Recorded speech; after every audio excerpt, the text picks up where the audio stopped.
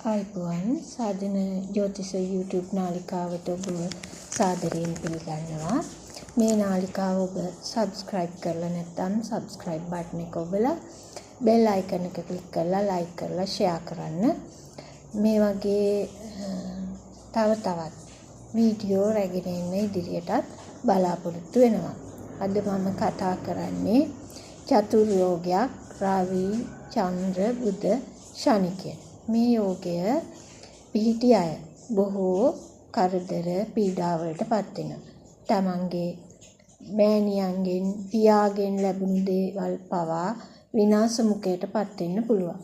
බොහෝ කරදර මැද්දේ තමයි ජීවිතය ගෙනියන්නේ. මෙවැන්නෝ පදිංචි ස්ථානය විවිධාකාර වලින් වෙනස් වෙන්න පුළුවන්. තමන්ගේ ඥාතීන්ගෙන් සහෝදරයින්ගෙන් දෙමාපියන්ගෙන් ඈත් වෙන්න පුළුවන්.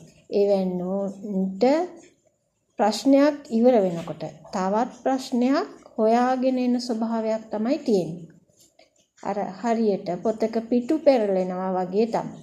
මේක ඉවර වෙලා තව ටික කාලයක් නිදහසේ ඉන්න පුළුවන් කියලා හිතනකොටම තවත් ප්‍රශ්නයක්.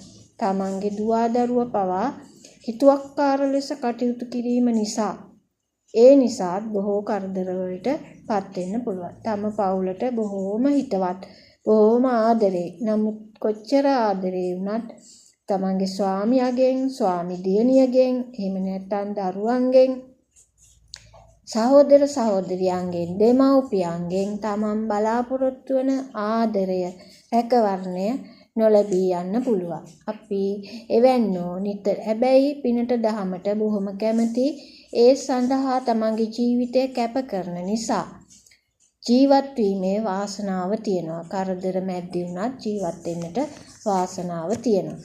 එවැන්නෝ නිතරම තමන්ගේ විතර නෙමෙයි අන් අය ගැනත් සිතමින් පින් දහම්වල යෙදෙන්න ඕන. උදේ සවස අඩුම ගන්නේ තමන්ගේ ශාස්ත්‍රූන් වහන්සේට පෑන් එකක් පූජා කරලා තමන් ගෙදර උයන පිහන මොනවා හෝ වේවා ඒ පූජාවක් වශයෙන් තියලා තමන් අනුමෝදන් වෙන්න ඕන මේ සසර කෙටි කර ගන්න.